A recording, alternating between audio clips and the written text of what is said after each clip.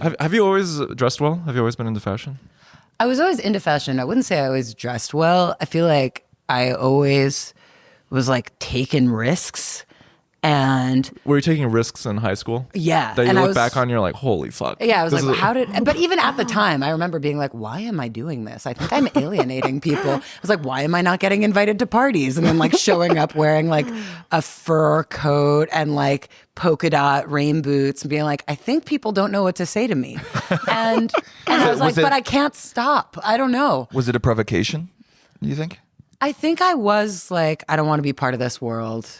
I think I thought I was like, oh, I'm just sort of like something else. I'm sort of I'm recusing myself from this society, but I didn't realize that that's actually alienating in high school to like try to just be something else. I thought, because Tom Wolfe has this idea of like the man in the white suit, and he's like, I'm just a little alien. I'm just over here in the corner. People don't really know what to make of me, and I'm just here. And I think I thought I was doing that. You stand out the most. Exactly. Well, I didn't realize it until I got to.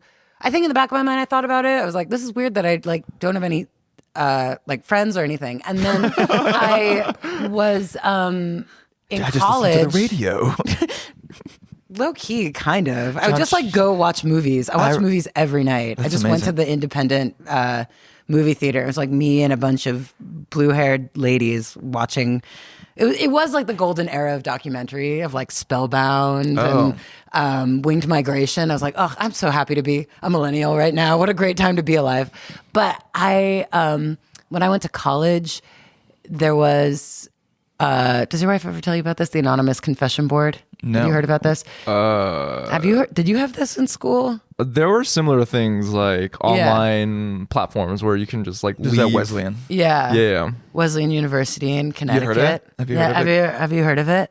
And Wes, we call it Wes in my household. It's just so annoying though because people who attended Wesleyan. I prefer that. There's like nothing that we can say to each other.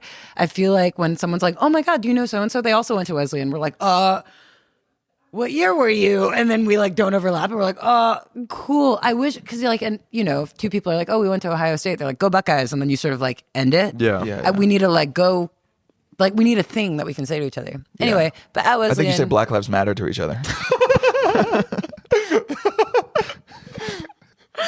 Yeah, we ask our pronouns in quick succession. A very quick land acknowledgement, and then you move on with your day. So there's an anonymous message board at Wesleyan. Yeah, there's an anonymous message. There's an anonymous message board. This makes me nervous. And what did you read? Yeah, people are just like, who does Avery Trufelman think she is? She's like parading around in these outfits. And I was like, what? What the fuck? I was shocked. I was like, well, I was dressing kind of crazy. I remember crying and being like, this whole experiment has gone horribly awry. I want that in my life. Like I want I go to the Lower East Side and I see people just wearing the most insane shit. And I'm like, yes, this adds to the visual excitement of New York. We know you want that. You rode a unicycle. Yeah, I rode a unicycle. Did not. Yeah. You were that guy? Yeah. In the city? In middle school, yeah. I want that. I want to be seen. Who taught you to do that? Where did you learn to do that? I didn't.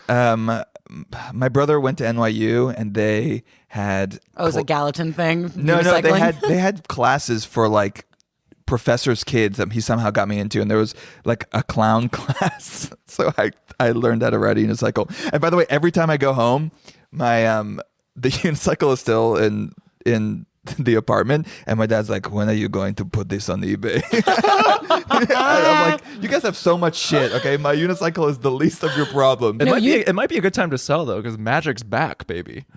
Magic and clowning are different arts, man. They're back. Oh no, magic's also back. But it's a different art. But I think that, but they're both equally lame. I think the reason they both had a resurgence, and I think it's like people yearn for the circus in a way. Did they yearn for the circus? Did you ever watch the Eurovision contest entry where they were on unicycle? No, it's Moldova.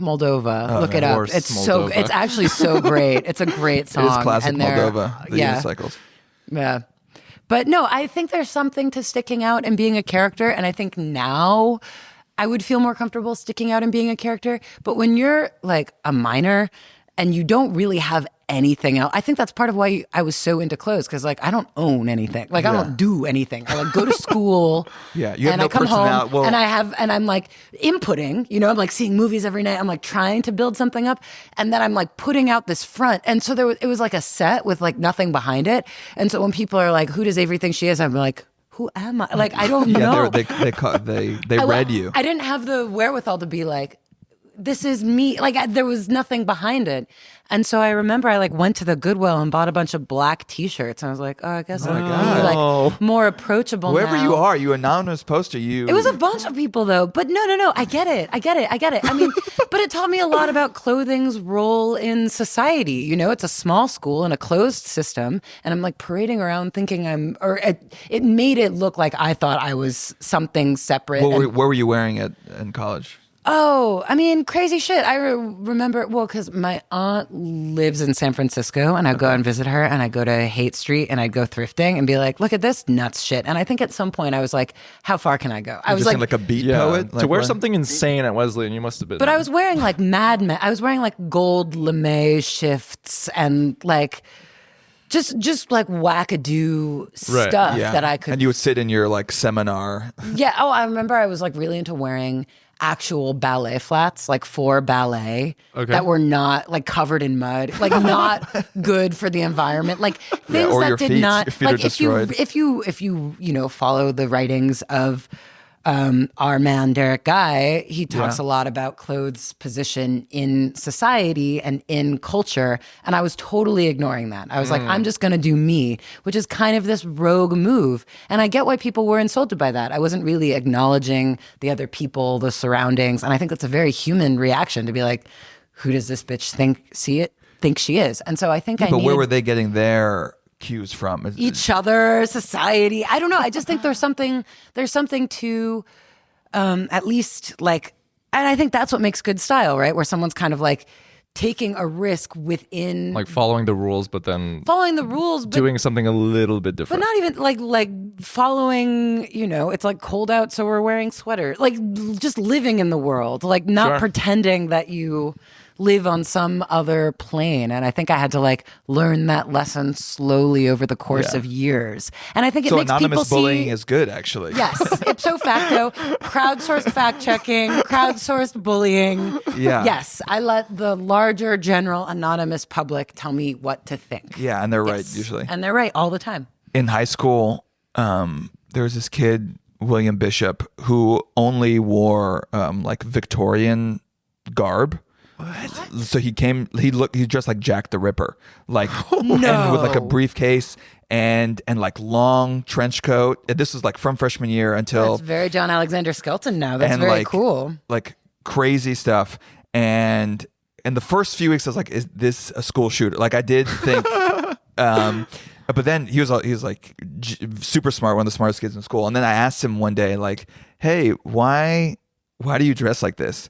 And he was like, "Well, like a lot of the clothes we're all wearing is like a reflection of the proletariat and the working class, and I don't feel like I really relate to that, and I don't feel like I'm part of that, so I can't really dress in reflection." So he dressed like landed gentry. Yeah.